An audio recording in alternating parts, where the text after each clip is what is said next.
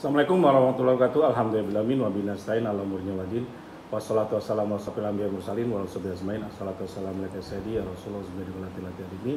Alhamdulillah la nikmatul Islam wal iman wa kafara bima miniman. Sob ada yang WA ya di SKDA ya.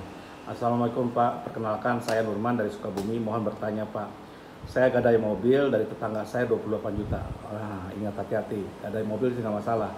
Tapi nyatanya itu hak milik dia sendiri atau masih ada peruntukan racing karena di undang-undang fidusia nggak boleh sob. Dan itu bisa masuk pidana. Ini Anda hati-hati ya. Coba Anda lihat sampai terakhir ya. Terus setelah saya gadai yang punya mobil kerja ke Kalimantan dan lost kontak sama saya, akhirnya kreditnya macet. Saya kemudian didatangi pihak leasing, dia mau menarik mobil dengan menawarkan uang tebusan 12 juta. Kalau saya terima aja gitu. Kenapa? Ya udah biarin nanti sisanya nagih ke orangnya. Oke. Tapi saya tolak, saya minta 25 juta tapi leasing tidak mau, pasti tidak mau karena yang menang leasing nanti ke ujung-ujungnya. Terus saya ditawarin untuk melanjutkan angsurannya, saya minta oper nama menjadi nama saya, nggak bisa. Tapi tidak bisa dengan alasan harus ada debiturnya. Akhirnya saya coba angsur selama 2 bulan, tapi saya tidak mampu. Dan ternyata ngangsurnya pun itu ke kepala diranya gitu, kepala leasingnya. Nah saya suruh mereka dia tadi ini, Pak tolong minta bukti apa masuk di cicilan apa enggak gitu. Kalau enggak ya kita bisa tutup dia gitu. Tapi saya tidak mampu bayar juga karena ekonomi sulitnya itu riba gitu. Jadi ekonomi Anda yang kegulung sekarang ini, bukan hanya Anda kan terusin gitu. Terus saya datang lagi pihak leasing yang mau narik mobil saya, tapi saya pertahankan dan dia mengancam akan proses hukum. Apakah saya bisa dijerat hukum Pak sama pihak leasing? Terima kasih. Bisa jawabannya.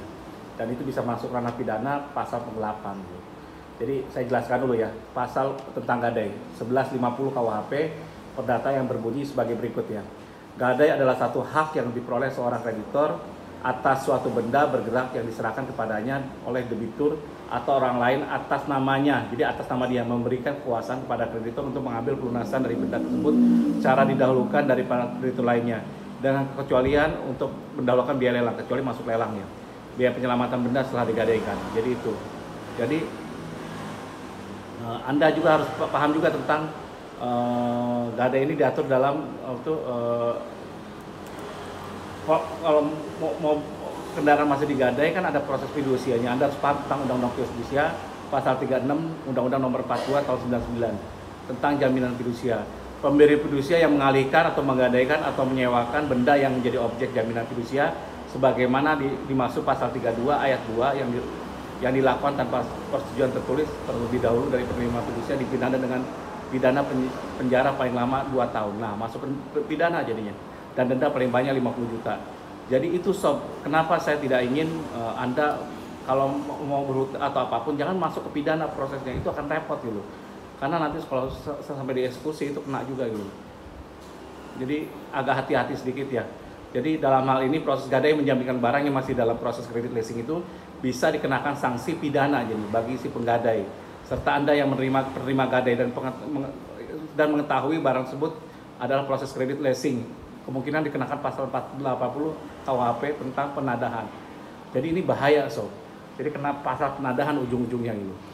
Jadi nanti yang bermain akan banyak di situ. Ada oknum polisi segala macam-macam dari mana-mana lah gitu loh. Yang main banyak, termasuk orang oknum kredit ininya. Anda nanti akan keluar uang lebih banyak daripada yang biasanya diinginkan. Saran saya sekarang ini cari orang temannya Anda yang menggadaikan ke Anda, minta dia balikin, berarti itu minta uangnya, nggak usah minta apa-apa, minta 28 jutanya udah selesai gitu. Kalau dilanjutkan proses sampai kemana-mana ya, sampai ke hukum apalagi mana, Anda jelas kalah gitu, dan Anda jelas salah gitu. Jadi itu dari saya. Kalau nanti menegosiasi tadi 12 juta tambah cicilan udah masuk, kalau masih memungkinkan mungkin 15 juta atau berapa, udah selesai nggak apa-apa gitu. Kalau saya seperti itu. Jadi kita jangan. Kalau untuk masalah perdata saya masih mau bantu. Kalau udah masuk pidana bukan ranah saya gitu. Karena saya agak ngeri apalagi perdata pun hanya utang piutang segala macam-macam. Kalau udah pidana ngeri-ngeri sedap sob. Karena ancamannya itu tadi kurungan gitu. 2 tahun penadahan gitu. Demikian dari saya, mudah-mudahan bisa menjawab semua. Sob, ini ada kabar bagus. Kalau Anda nganggur segala macam-macam bisa jadi dealernya Ubermax, nggak usah keluar uang, cari aja 10 driver dan nanti kita bantu driver-driver untuk lari ke Anda gitu. Kalau Anda punya kendaraan, Anda bisa jadi daftar di Ubermax-nya segala macam-macam, daftar ini jadi drivernya. Pulsa awal gratis 20.000 dikasih, cuman harus ada minimal daftarin 2 Mitra Foodnya, karena sekarang ini yang jalan kan di Mitra Food, di GoPay itu. Terus kalau Anda Mitra Food pun itu digratiskan tanpa ada potongan. Di tempat lain potongan kan 20-25% selama pandemi ini. Kan membantu semua, SKD membantu itu semua. Dan bagi Anda yang terinspirasi, mudah-mudahan gunakan Ubermax dulu sebelum gunakan yang lain. Karena Ubermax ini 2/3 keuntungannya untuk buat timbang wakaf, untuk bantu orang kena susah pelunasan segala macam-macam. Masalah hutang piutang dan yang lain, hutang-hutang, dan juga ke depan nanti intinya untuk membantu Anda semua. Demikian dari saya. Kalau Anda mau gabung silakan ke WA saya 0815575004 kali. Kalau salah saya gudang salah, kalau kurang saya gudang salah kekurangan. Wabillahi taufiq wal hidayah. Wassalamualaikum warahmatullahi wabarakatuh.